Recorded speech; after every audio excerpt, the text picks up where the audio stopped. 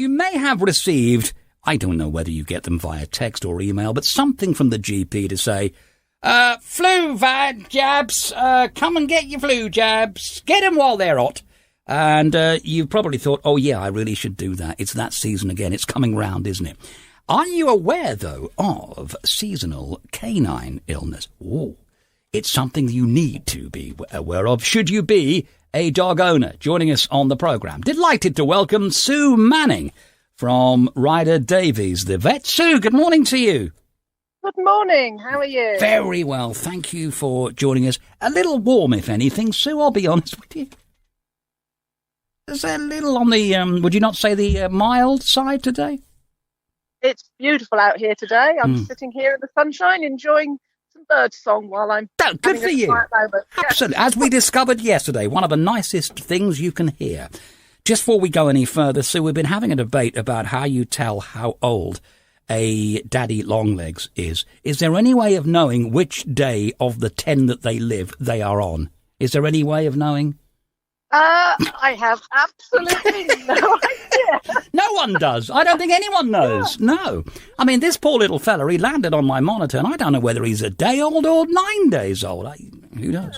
Anyway, look, let's get on to more serious matters. And that is canine seasonal illness. Tell us more, Sue.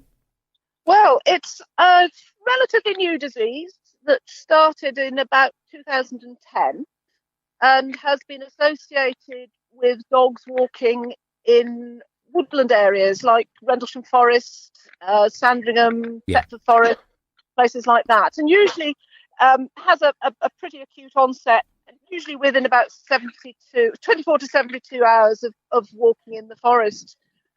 It's this time of year, sort of autumn, and usually has it's usually stopped by the time you have the first frosts or so. So right, keep an eye out. It's not common. It's quite a rare disease.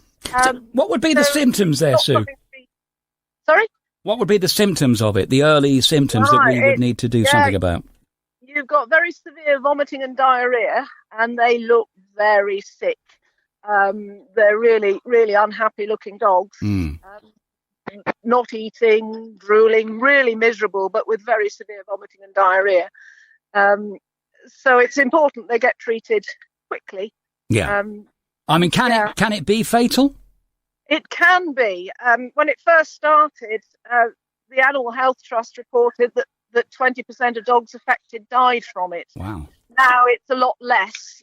Either it's slightly less severe or we're getting better at treating it. But yeah, they don't die as often from it as they did when it first appeared. Bottom line, you spot those symptoms, you need to be getting professional help pretty sharpish, Sue. You do, yes. And you'd want them, you treat them aggressively with your intravenous fluids. Yeah. You'd have them on antibiotics. You'd try and control the vomiting. And usually within 48 hours or so, they're looking better. So, yeah, they need to be treated quickly and they need to be treated aggressively. It sounds like a nasty old business, and I suspect it's not always the virus that does for them. When you talk about the vomiting, the diarrhoea, I guess they become dehydrated as well, don't they? They can do very severely, yes, and very quickly. Okay. Obviously, we don't want folk to be unduly alarmed and prevent taking dogs for walks in the places that you mentioned, but how do we avoid it realistically? Well, they don't know what the cause is. It has been, the Animal Health Trust have done extensive research on it when they were open. But I think the advice is that if you're going to walk through the forest, try and keep your dog on the path so it's not running free through the forest. Yeah.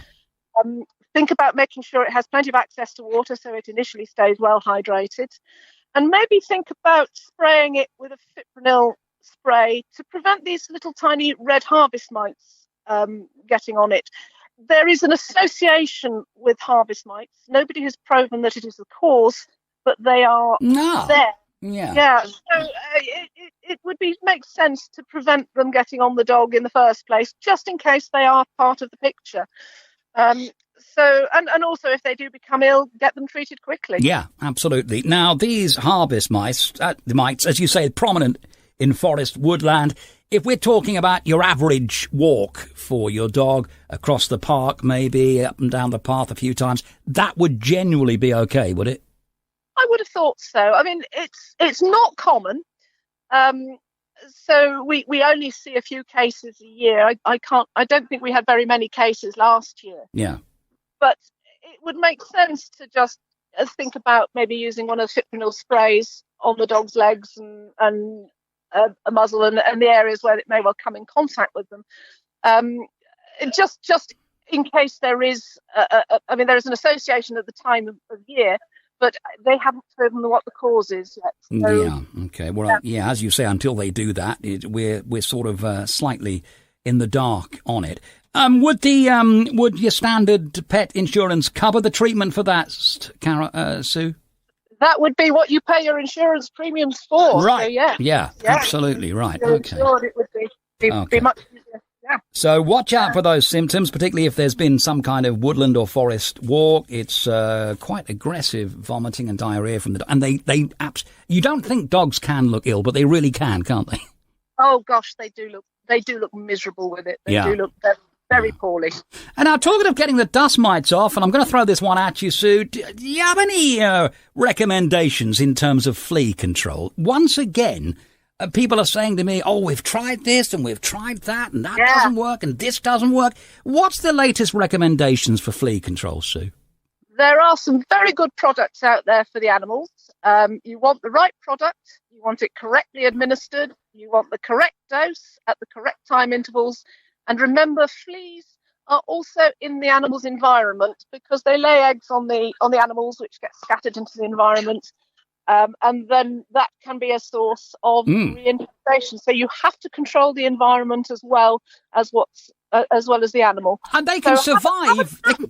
They can survive in the carpet for ages, can't they? They can. I spoke to someone at a conference once, and the pupal stage can even survive up to about 18 months in good condition. 18 months? 18 months. Yeah. So would we be looking to deflea our homes as well as our pets? If you have an established infestation, you would want to think about using some of the environmental sprays that will kill off.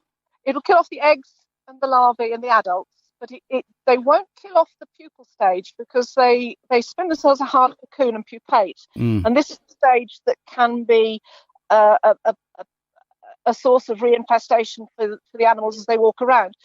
They use they hatch out very quickly when they detect an animal, and they detect the warm, moist, carbon dioxide-rich air that they breathe out and the vibrations that the animal's footfalls put into the carpet. So they hatch out in a very short space of time, in less than a second. They hop onto the animal, they start having a party and a blood meal, and within an hour or so, they're laying eggs again. So, they are very clever. Let's be honest about this. They are incredibly clever, please, and resilient. So you think about how you can control them, and you use the life cycle as best you can. Yeah. So using your environmental sprays to kill off the eggs, the larvae, and the adults. And your hoover is a very useful weapon because it will suck some of them up. You'll lift some of them out of the environment mechanically, but the vibration that your hoover puts into the carpet will encourage them to hatch. Gotcha. And if you want to also help as well, you can increase the temperature and the humidity in a room. You could put a damp towel on your radiator if, maybe not this time of year, but certainly in cooler months, you can increase the humidity and temperature, and that will help encourage the hatching to a stage that you can kill. Wow. So, yeah. Now, we've learned a lot, Sue. Thank you so much for that. A twofold approach there. We know we are now advised on what is called canine seasonal illness and what best to do if that comes on, and how we can combat the very impressive, it has to be said, an ultra-resilient flea. Because once again, that period seems to be, it seems to be rife all year round, frankly. Sue Manning from Ryder-Davies, the vets. Thank you, Sue. Have a great day today.